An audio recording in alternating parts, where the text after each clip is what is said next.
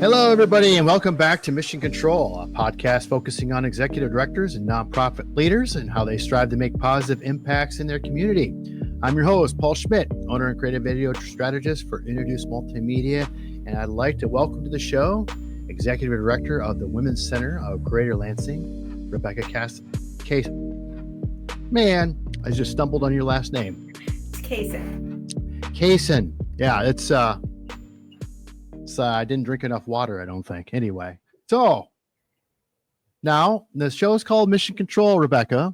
So what we lead off with the top of the show is, what is the mission of the Women's Center of Greater Lansing?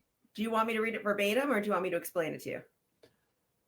Wow, you don't need to read it verbatim. That's a good. Okay. That's the first time anybody's asked that. Let's have you explain what the mission is.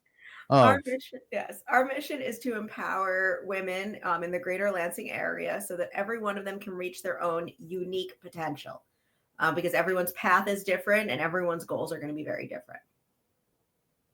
I like it.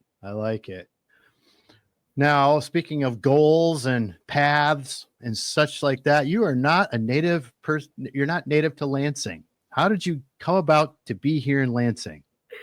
So we were living in New Jersey, right next to a highway with, we're less than 1,000 square feet, our family of 4, and COVID hit. And we're like, we don't like this. Neither one of us, loved what we were doing. And a job opportunity opened up in Lansing. So we packed up and moved here. All right. Well, what were you doing in New Jersey? What was keeping you there at that point? I'm from there. Okay. So I was, I was born in Brooklyn, but I was raised in Jersey. But I was the director of advocacy for a very large nonprofit called Community Access Unlimited. I love the nonprofit. I just didn't want to be doing that for the rest of my life. And what was the work? What were you doing? A lot of things. So there was a little bit of political, more than a little bit, a lot of political advocacy, not lobbying, but speaking with legislators. Which was fun, but I really kind of wanted to be working with clients again, working with individuals. And so, I was also running some events for them and things like that, but it was just a lot of legislative work, which is fun, but my true calling is kind of working with people. Okay.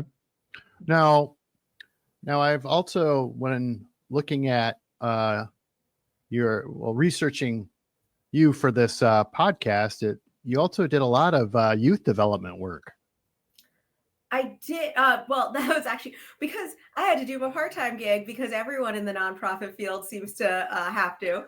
So my husband and I were the youth advisors for our synagogue's youth group. And we also both taught in the religious school, which was super fun. And I wish I had time to do that again. I'm a little jealous. My husband is a public school teacher, so he gets to do that work now. He even gets to go to a summer camp this summer. It's not fair. I want to go. Maybe you need to create your own summer camp. That sounds like a little level of work that I'm not interested in right now. Well, just saying, it's like you have all this time in the world. You might as well create a summer camp.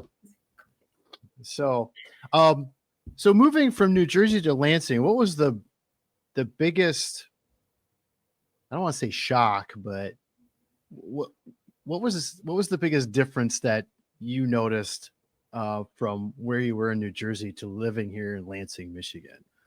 So we love everything about living here. But really it's an amazing place. But so when we lived in New Jersey, we used to joke that we were the poorest family in our daycare, because while we were driving a Prius to pick up our kids, everyone else was in, a BMW or something like that. So when we moved here, I enrolled my children at the Child Development Lab on MSU's campus. And I used to joke that we went from being the poorest family to the stupidest family, because with our 2 master's degrees and everyone else had a PhD, all the other parents had PhDs. So I used to joke about that a lot. Wow, that's funny. So do you get to head back to New Jersey often? Is your family still there? So sort of. My parents are actually in the process of selling their house. So, and I have a sister who lives there with her 2 kids who are amazing. They're about a year old. Hmm. But she's probably moving out of the country. Oh, My parents don't love that. And I have another sister who's in Asheville, and I think my parents are going to join her in Asheville. wow. You all flew the coop from New Jersey. Well, New Jersey's a great place in a lot of ways, proximity to New York City, things like that. But the cost of living is so expensive. Mm. And it's not, when you want to do good work, right? You want to work in the nonprofit sector. It's very, very hard to live there. No, I hear you. I hear you. And well, you mentioned that you did quite a bit of advocacy work. What was what were some of the things that you were doing within the advocacy work that you were involved with? So prior to working for Community Access, I was a staff advocate at Disability Rights New Jersey, and that I loved because I was advocating for individuals to get their needs met. And I was able to, work with the state and providers and everyone to, it was a much more on a micro working one-on-one. We had some pretty big, success stories. Um, and then from there, I went over to Community Access. I could have stayed at Disability Rights New Jersey probably for the rest of my life, but it was an hour and a half commute each way, and I had 2 young children. So while I was there, we were focused on. So while I was at CAU, we were focusing on things like looking at policies at the state level and seeing if we can make them better.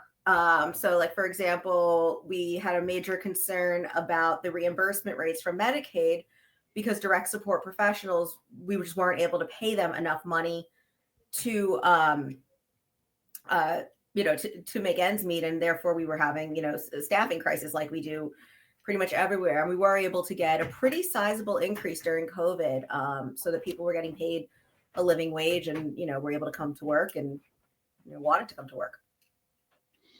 Well, that was an easy lateral then too, because you worked for Disability Rights Michigan. Yes. So were you doing similar work, or was there a little bit of a difference to the work you were doing in New Jersey?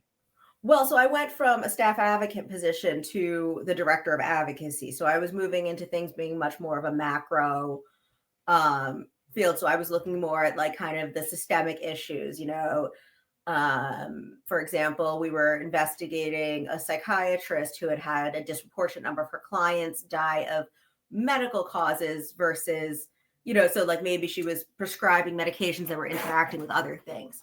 So I was doing more stuff along those lines. But an amazing story and kind of how it all comes full circle. So when I was giving notice at DRM to come over to the Women's Center, the human resources person goes, "Are you talking about that place on Michigan Ave?" And I'm like, "Yeah." And she goes, "We founded that." And I was like, "What?" Well, then it was called Michigan Protection and Advocacy. But 2 of our 3 founders actually 20 years ago were employees at then Michigan Protection and Advocacy. So it's pretty cool. So Yeah. how did you, okay, other than, well, no, you didn't hear that from them. How did you hear about the opening of the Women's Center and why that move to them? Okay, I'll give you the true story, Paul. Now it's being recorded. So we all have bad days at work, and I had a bad day at work, and I went on LinkedIn and I was rage applying to everything. And I don't even, and so I guess I applied to here, and then I get an email, "Hey, do you want an interview?" And so then I looked up the place and I'm like, yes, this is where I need to be. This is the best opportunity for me. That's funny. I love the transparency on that one. That was great. Well, I mean, what was like the light bulb moment knowing that, that this may be the spot for you? What was that one bit you're like, absolutely? Oh God, there's so many. But I think the biggest one was how small we were at that point. And I really thought, oh my God, I could take this organization and I could really go in whatever direction I wanted to go in. And I will say in less than 3 years, We went from a budget of 167 to a budget of almost $500,000. We went from 2 full-time employees to 9. And that's a pretty big increase in 3 years. And I think that the big thing was that I had a board that was going to empower me to do what I needed to do to, ensure that the Women's Center is a powerhouse for the next 20 years. Well, I think that's really key, having the support of the board. But coming into the executive director position, I mean, you're that face between the staff, the board, and the community. How did you really want to like mold yourself into that role? I came up under so many amazing executive directors. And so I take the best parts of all of them and I look at it that way. So I've had executive directors that were very, very transparent. And I try to follow, that with everyone. So if a client has a question about our finances, I'm going to tell them. Obviously, there's some things that I can't, but as much as I can. I've had one of my favorite executive directors, for example, would send out job postings to all the staff. And one day I was like, Joe, why are you doing that? And he said, because I don't have places for you to be promoted to right now. But I don't want you to leave and go to a for-profit organization. I want to keep you in this field.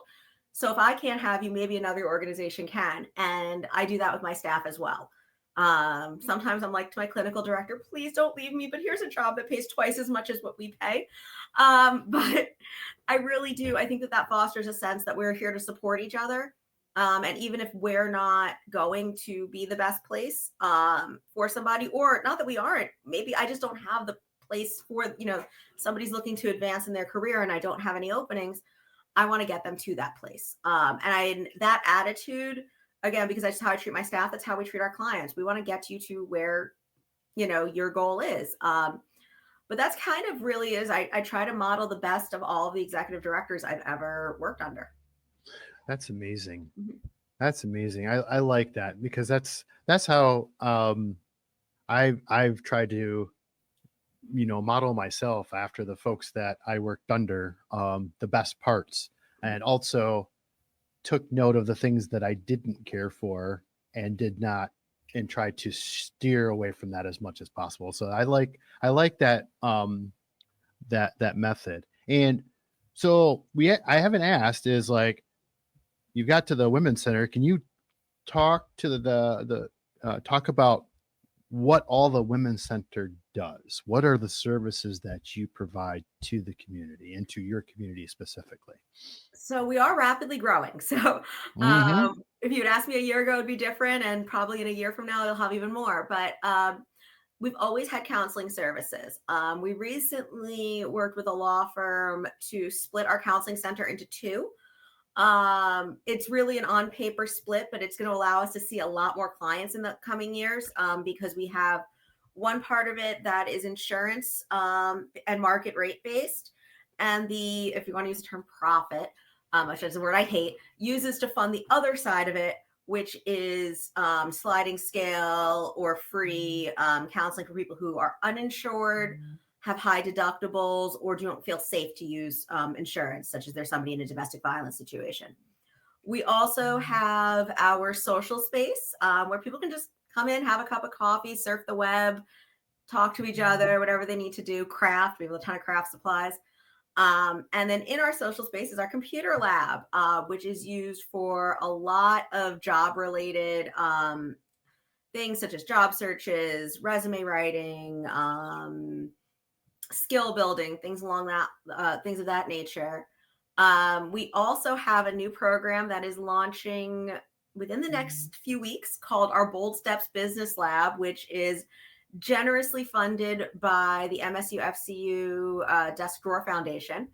And that is it's up to 18 sessions of coaching for entrepreneurs who are trying to get their business off the ground. We have an amazing curriculum, and it's really everything from, is this even an idea that could potentially work, to how do you find funding sources and legal stuff, everything in between. We also have our Empower to Save program through Adventure Credit Union that's also launching, I believe, April 1st.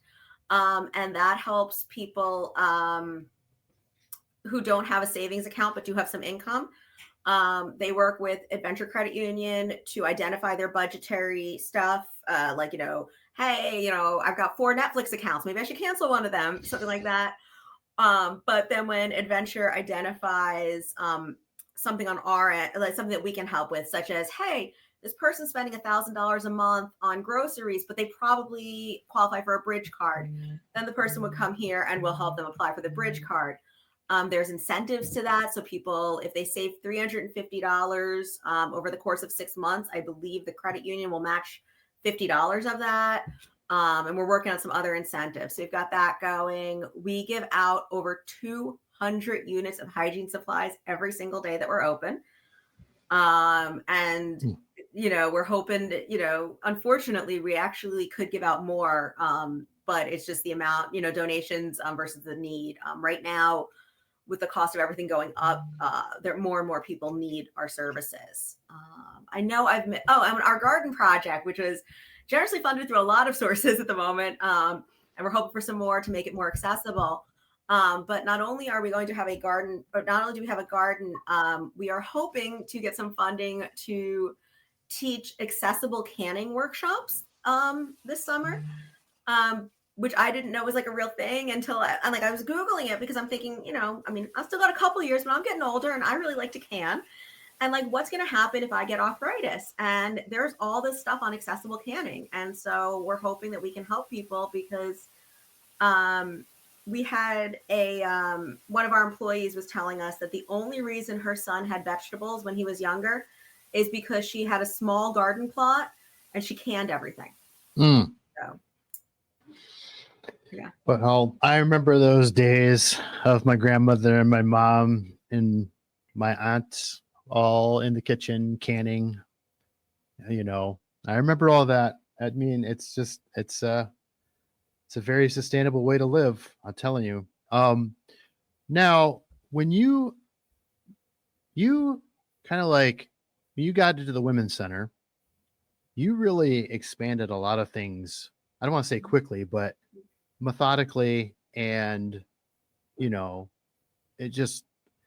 it's amazing. Where were the areas that you obviously targeted first of, somewhat of a addition or a change that you wanted to make when you first got into the role? Well, the first thing I was looking at was our finances, because in the year that I was hired, we were not accepting any insurance at all. Everything was either sliding scale or free. And we left close to $180,000 on the table of insurance money. Yeah. It's not easy to start billing insurance. So it's really been a 3-year process. My first thing is, if we can't fund the organization, it doesn't matter. So we've been working with various billers. I think we finally got a good plan going now. But that's kind of the first thing is our finances. I am super lucky. Besides having all these great executive directors, my mom was a controller of a fairly large nonprofit for 40 years. So she also really helped me in the early days, like looking at our books, because I can't give us more programs unless the dollars and cents are there. That's huge.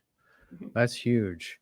Well, also, drawing on your experience of taking the best from the executive directors you worked under, and then also the guidance from your mom. One of the things in this community is the strong community of nonprofit organizations. Who have you really collaborated with in that realm to achieve some of the goals that you've set out for your organization? It's a much easier number to tell you who I haven't collaborated with. I'm all about collaboration. Actually, I don't want to announce who it is, but I'm talking with a nonprofit right now. We want to do kind of a workshop / community awareness event where we're going to have some local chefs, each given $10 to go to the supermarket, which is what the average family of 4 using a bridge card would be spending on dinner. And they've got to prepare dinner for, people, with that. And so that would be us and another nonprofit.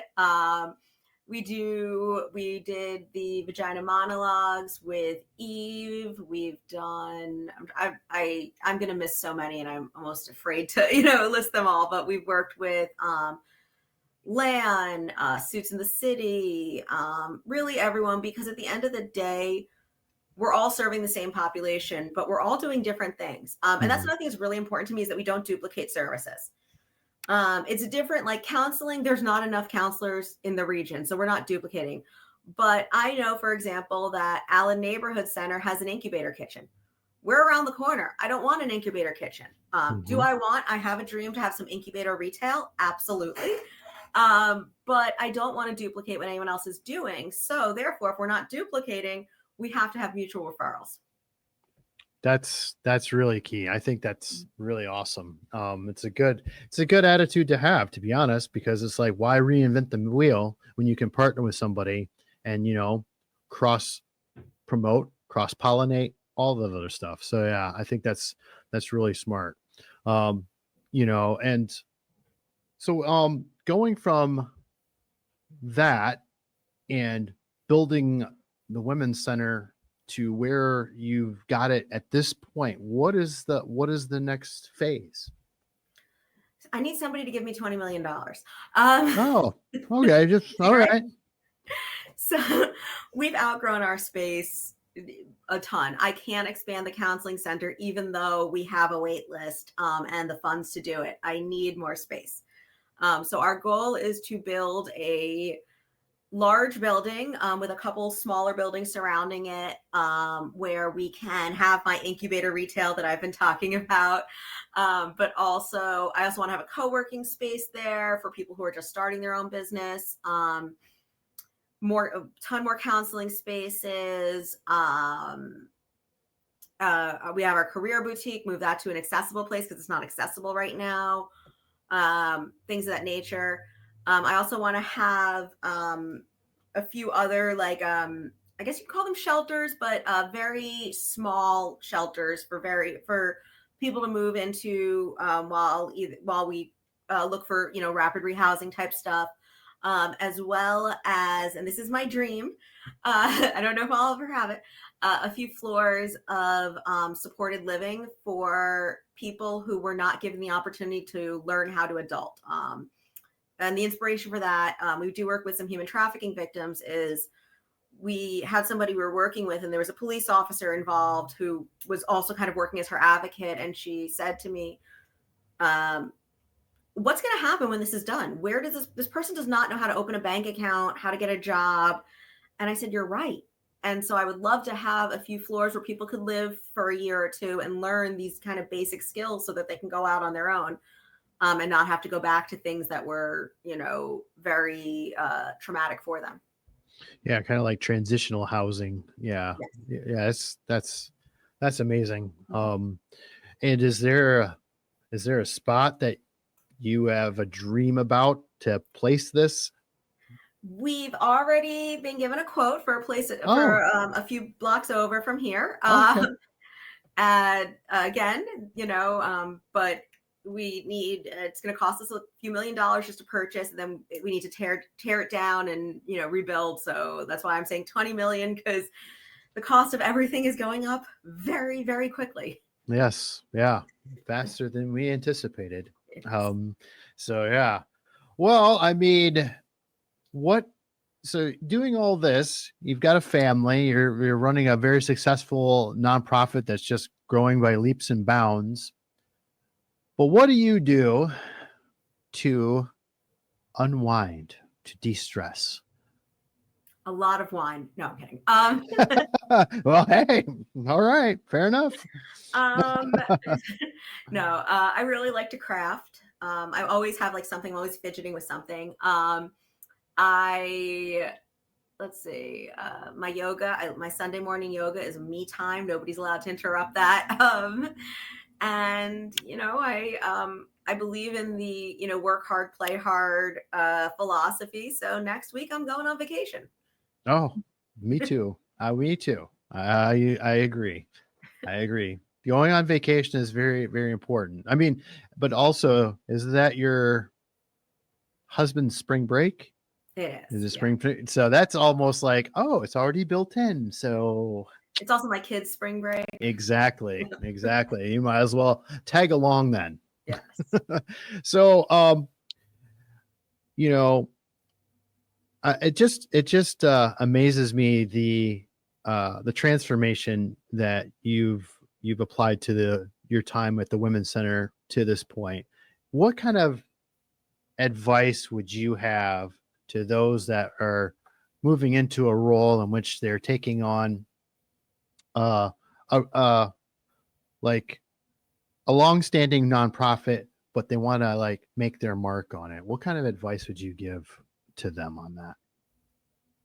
Don't throw the baby out with the bathwater. And what I mean by that is one of our founders, Cindy, and I have developed a great relationship. I did have to put we both put boundaries in place, right? Because this is my organization now. Yep.